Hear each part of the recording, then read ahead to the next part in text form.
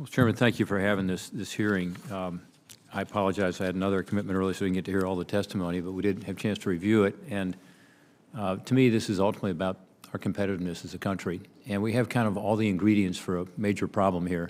One is the importance of 5G. The other is a China that I would say has become almost a techno-nationalist country where they use state power and often a disregard for international trade rules. This includes subsidies, but it also includes tech transfer. And often it's driving market-oriented companies out of business. And at the same time, we have a loss of production here of 5G hardware. And you talked a lot about the supply chain this afternoon or this morning, and I think that's part of the issue here.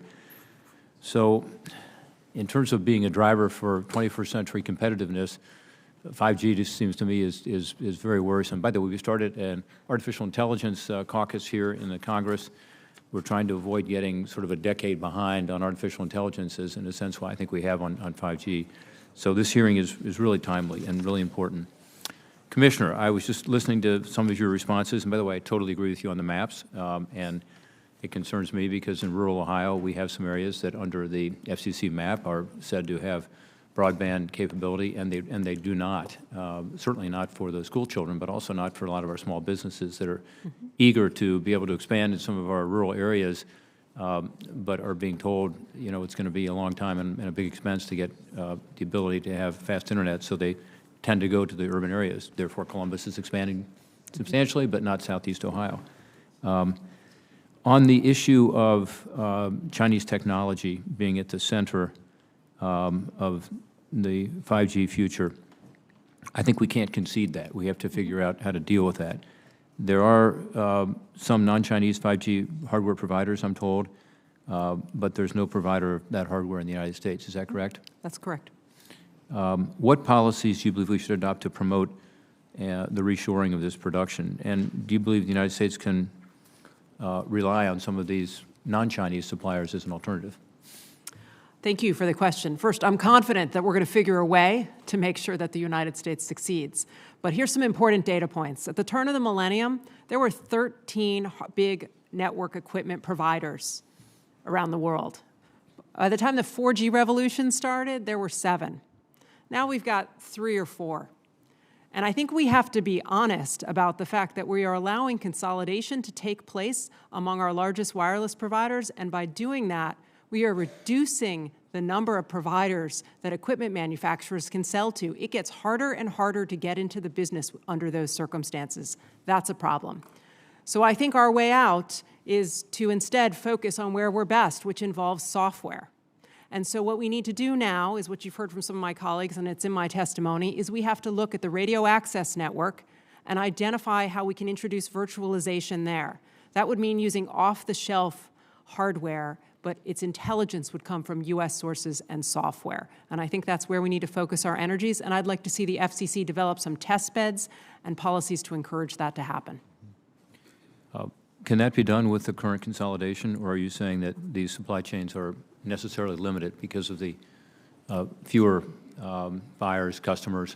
I think we've harmed ourselves with the current state of consolidation. It's hard to ask new entrants to get into a marketplace where there are a very small number of potential purchasers. But under these circumstances, I think what we have to do now is go to what we do best, and that's software. Okay.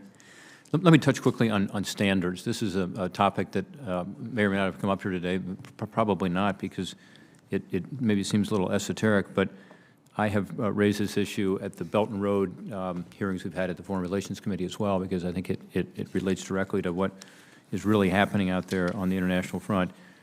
China has increased their membership in these international standard-setting bodies substantially. They take it very seriously. We don't.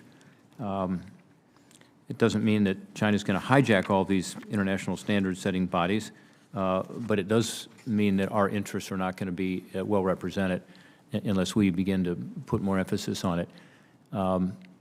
So I don't know, maybe Secretary Strayer, since you used to work for this committee and also the Foreign Relations Committee, will focus on you on this one.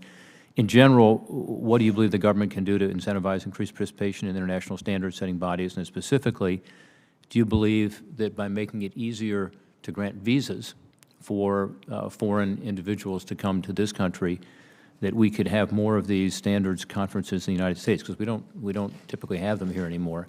And can we incentivize more of these conferences to be happening here and get more U.S. involvement? Yeah, thanks for that roughly two-part question. And I just want to break up the standards-making bodies between those that are dominated by governments that are multilateral, like the International Telecommunication Union, the big 5G conference that they're having to set or to harmonize worldwide spectrum policies occurring right now in Sharm el-Sheikh, Egypt. We have more than 120 U.S. government officials and private sector delegates represented there, representing us there. So we're taking a pretty aggressive posture in all of these standards-making bodies. I think I can let my colleagues talk a little bit about what they do, what the Commerce Department and others, how they're involved internationally in these standards-making bodies. But we are vigilant about what's going on there. We have noticed that the Chinese have come in larger forces there. We think there's been a pretty successful distribution of patents coming to U.S. companies and to Western companies generally. We work closely with our partners to ensure that we're having the right policy outcomes in all of those conferences. I think it's also important that we think about how we can encourage the private sector to participate fully in standards bodies. You know, standards, companies participate in standards bodies because they see a value in them. You know, some companies just run to market with the latest technology. So there's got to be a reason that they're participating in the standards body itself. And because it takes a lot of resources from their own internal research and development efforts to actually participate in these standards bodies, which can take years to bear fruit. So I think we can think about policies on that front. Yeah. How about the conferences? My question was in part about these visas and the fact that we aren't having the conferences here in this country, and that puts us at a disadvantage. So we are looking at hosting a broadband conference next year, and so I think we're analyzing that. You know, one of the issues is that we have national security reviews for people coming to our conferences, and you know, the world wants to participate in our conferences, including some countries that we have very substantial concerns with the activities of their governments and some of the officials in their governments. So when was the last time we had a conference in the United States?